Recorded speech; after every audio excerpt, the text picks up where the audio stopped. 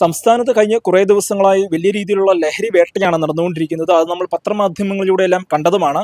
ഇപ്പോഴത്തെ പത്തനംതിട്ട തിരുവല്ലയിൽ നിന്നുമാണ് ഒരു ഞെട്ടിക്കുന്ന വാർത്ത പുറത്തു വന്നിരിക്കുന്നത്. പത്തനംതിട്ട തിരുവല്ലയിൽ മകനെ മറയാക്കി സ്കൂൾ വിദ്യാർത്ഥികൾക്കടക്കം MDMA മയക്കുമരുന്നും എത്തിച്ചു നൽകിയ പിതാവ് അറസ്റ്റിലായിരിക്കുന്നു.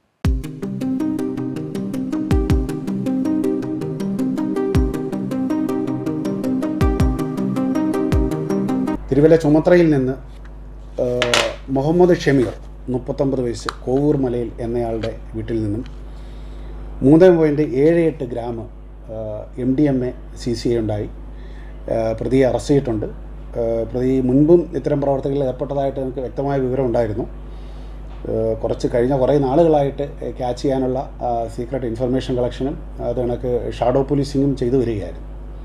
ഇന്നലെ സ്പെഷ്യൽ ഡ്രൈവിൻ്റെ ഭാഗമായിട്ട് റെയ്ഡ് നടത്തുകയും പ്രതിയെ ഈ മുതൽ ഉൾപ്പെടെ MDMA ഉൾപ്പെടെ അറസ്റ്റ് ചെയ്യാനും കഴിഞ്ഞിട്ടുണ്ട്. ഇന്ന് പ്രതിയെ കോടതിയിൽ ഹാജരാക്കി റിമാൻഡ് ചെയ്യും. പത്തനംതിട്ട തിരുവല്ലയിൽ 10 വയസ്സുകാരനായ മകനെ മറയാക്കി സ്കൂൾ വിദ്യാർത്ഥികൾക്കടക്കം MDMA എത്തിച്ചു നൽകിയിരുന്ന പിതാവ് തിരുവല്ലയിൽ പിടിയിൽ. തിരുവല്ല ദീപ ജംഗ്ഷൻ കോവൂർ മലയിൽ വീട്ടിൽ മുഹമ്മദ് ഷമീറാണ് തിരുവല്ല പോലീസിന്റെ പിടിയിലായത്. 6 മാസമായി ഡാൻസ് ഓഫ് സംഘത്തിന്റെ തിരുവല്ല പോലീസിന്റെ നിരീക്ഷണത്തിലായിരുന്ന മുഹമ്മദ് ഷമീറിനെ ശനിയാഴ്ച പുലർച്ചെയാണ് പിടികൂടിയത്.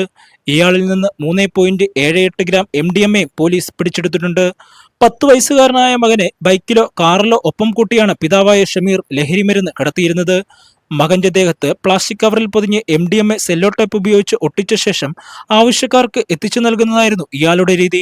തിരുവല്ലയിലെയും പരിസര പ്രദേശങ്ങളിലും സ്കൂൾ കോളേജ് വിദ്യാർത്ഥികൾക്കടക്കം ഇയാൾ MDMA എത്തിച്ചു നൽകിയിരുന്നതായി പോലീസ് നടത്തിയ ചോദ്യം ചെയ്യലിൽ വ്യക്തമായിട്ടുണ്ട്. വിദ്യാർത്ഥികളടക്കമുള്ളവരെ ലഹരിമരുന്ന് വിൽപ്പന സംഘത്തിന്റെ ഇടനിലക്കാരായി ഷമീർ ഉപയോഗിച്ചിരുന്നുവെന്നും പോലീസ് അറിയിച്ചു.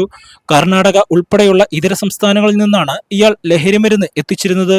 തിരുവല്ല കോടതിയിൽ ഹാജരാക്കിയ പ്രതിയെ റിമാൻഡ് ചെയ്തു.